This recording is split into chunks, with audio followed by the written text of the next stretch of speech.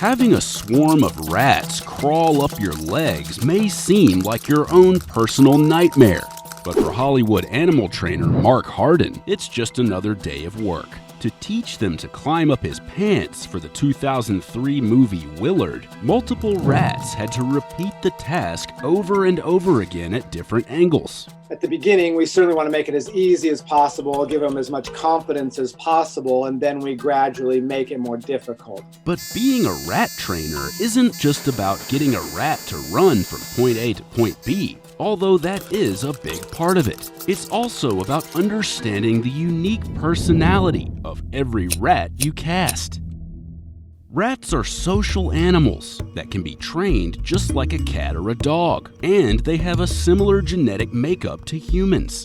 And just like humans, they can have a variety of behaviors and personalities, which means rat trainers need to be able to sort through them and identify their strengths and weaknesses. For each main rat character in a film, Mark actually needs to find multiple rat actors to play the part. In Willard, Mark used 6 different rats to play the main white rat, Socrates, who was on camera most of the film doing a variety of specialized tricks. This guy's a really good runner. This guy seems pretty handleable and stable, so if actors have to hold him, this will be my actor rat. So you sort of slot them into the arc of the character. A horde of rats is called a mischief, and once Mark has cast the mischief, the rats need to be sorted by what they can and will do. Henry Ford would be very proud of how we train rats in the groups. And he has trained a lot of rats even for a single project, 300 for Bram Stoker's Dracula and 600 for Willard. After casting, the first step is to split them up by gender so they don't reproduce while filming. Then, he splits them into smaller groups and puts them into boxes based on their assigned task, which is based on what they're good at, according to the trainer's observation. Each box might have a different trainer or trainers in charge of it. They might start out with 5 rats in a box, and eventually they would work their way up to 20 at a time. To keep track of who is who, all rats are tagged on their tail with a different color marker. It was a team effort. I didn't sit there and have 600 rats on a leash. One of the types of rats he wants to identify early on are the more aggressive rats, or biters, for safety reasons. Yes, rats do bite people, and Mark himself has been bitten, but in general, they won't go out of their way to attack someone. So we encourage biting certain things, but what you would hand to an actor would be one that you're 100% sure is not a biter. But let's say he does want the rat to bite something on camera. In this case, a rat that likes to chew is exactly what he'd want. The trick is putting food near the object, then eventually putting the food inside the object. A biter rat will chew its way through to get to it, just like they do in this scene from Willard with the newspaper, and this scene with the tires. Mark creates a special mixture of nut butter and food coloring, which he paints on a prop.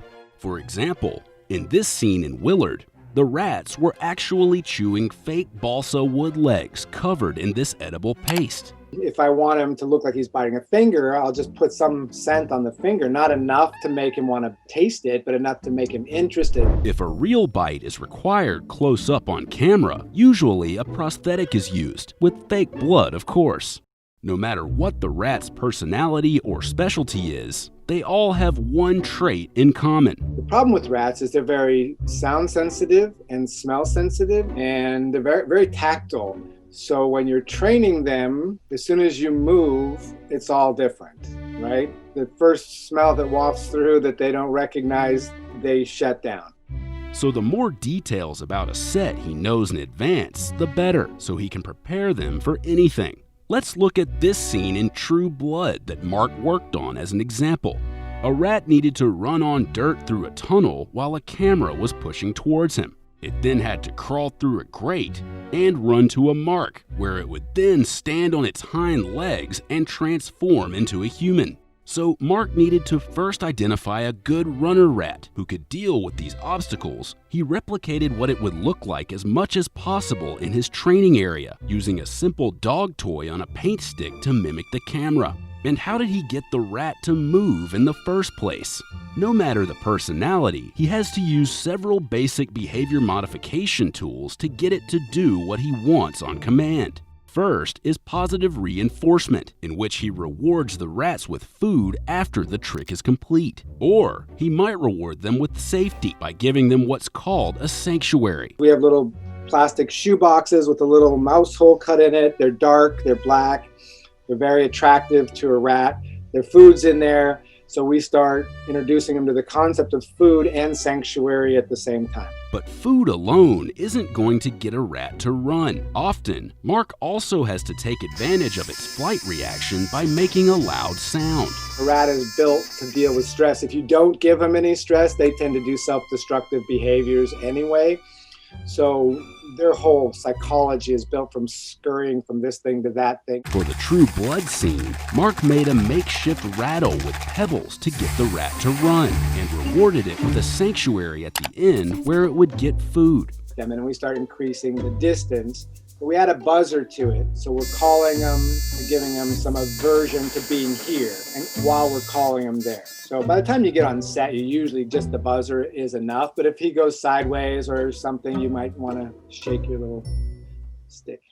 To get the rat to hit its final mark, he used an almond oil scent so it knew where to stop. He uses this same basic method when he needs specialized tricks, like jumping or climbing. They behave well on props. You know, they can walk tight ropes and go up ladders and do things like that. Let's say he wants a rat to jump in a scene, a more difficult trick for a rat. He puts the food behind him on a platform, so the rat has to use his shoulder as a bridge to get it. Then, he gradually increases the distance so it has to hop over. Or, if he wants it to climb his leg, as we mentioned earlier, he puts the food at waist level off camera, so it needs to go up his leg to get to it.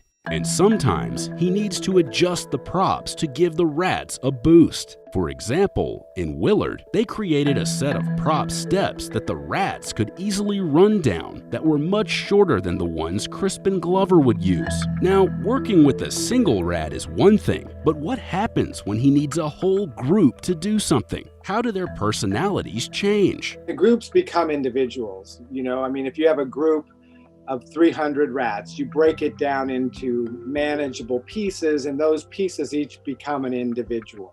And each rat needs to learn the trick.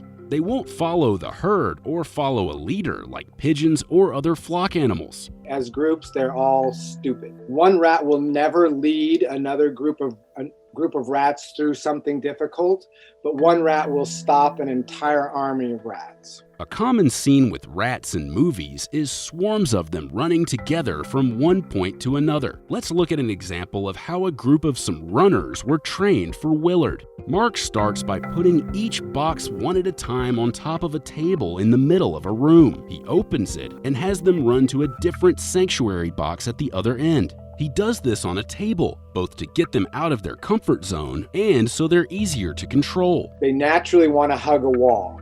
So I'm in the movie making business, so anything they want to do naturally, we train against, because chances are that's not what you want in the movie. He will gradually lower the table until the rats learn to run on the floor. And then we start introducing them to multiple surfaces.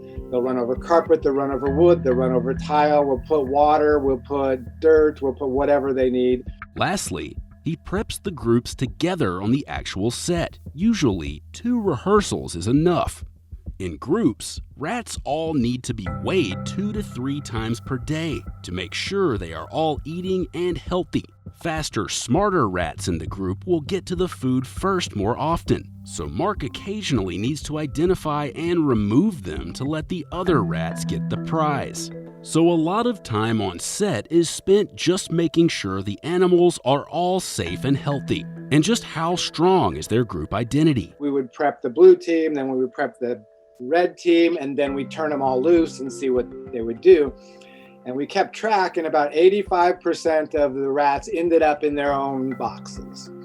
Many films these days use CGI to create realistic animals like rats. But with CGI, you're also losing the personality that comes with the real thing. It's really less dynamic and less dramatic. And you just wouldn't get same visceral reaction watching a bunch of CGI rats crawl up a human leg as you would with a real swarm. On one time in the rehearsal, one rat got inside my pant leg, and that just freaked me out because you got 100 rats on the outside and one on the inside, and it was the freakiest feeling.